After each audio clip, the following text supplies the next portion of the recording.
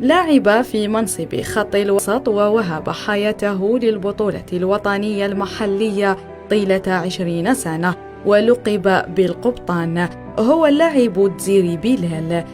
دزيري بلال لاعب جزائري من مواليد 21 جانفي 1972. ولد بحي حسين داي الشعبي. كانت عائلته بسيطة وتتكون من 8 إخوة، وكان أصغر فرد في عائلته.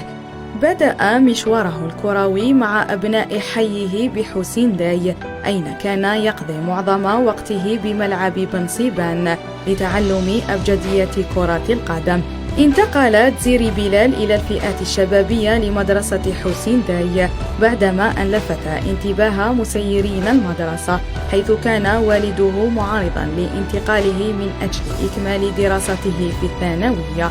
في سنة 1989 انتقل للعب مع فريق أكابر نصر حسين داي بعد أن قرر المدرب مزيان إيجيل ترقيته إلى فريق الأكابر وهو بعمر 17 سنة. دخل اللاعب دزيري بلال تاريخ كرة القدم الجزائرية بعد تلقيه أول استدعاء لحمل الألوان الوطنية الجزائرية مع المحاربين سنة 1991 في المباراة النهائية للكأس الأفرو آسيوية ضد المنتخب الإيراني، وكان أول لاعب في التاريخ يحمل قميص المنتخب الجزائري وهو ينشط في بطولة القسم الثاني.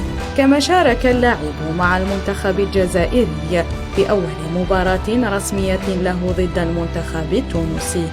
حمل دزيري بلال قميص المنتخب الوطني الجزائري في 93 مباراة دولية، وشارك في 4 كؤوس إفريقية عام 1996 إلى غاية 2002، ولعب مع عديد أساطير كرة القدم في مختلف العصور كاللاعب رابح ماجر، موسى صايب ورفيق صيفي.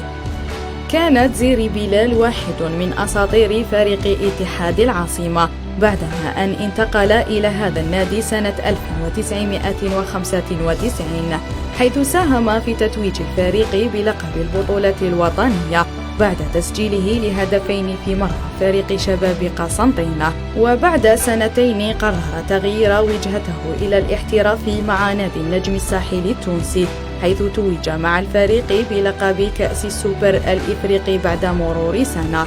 في سنة 2000 انتقل إلى نادي سيدان الذي ينشط في البطولة الفرنسية لمدة 6 أشهر، ثم عاد من جديد إلى البطولة المحلية. وفي سنة 2005 وبعمر 33 سنة توج بجائزة الكرة الذهبية لأحسن لاعب جزائري، وذلك بعد تسجيله 11 هدفا و14 تمريرة حاسمة في مشواره الكروي مع فريق اتحاد العاصمة. وفي سنة 2010 قرر اعتزال كرة القدم بملعب عمر حمادي ببولوغين تحت هتافات جماهير اتحاد العاصمة. درب دزيري بلال العديد من الأندية الجزائرية كفريق أهلي برج بوعريريج، اتحاد العاصمة ونصر حسين داي، وهو لا يزال على قيد الحياة.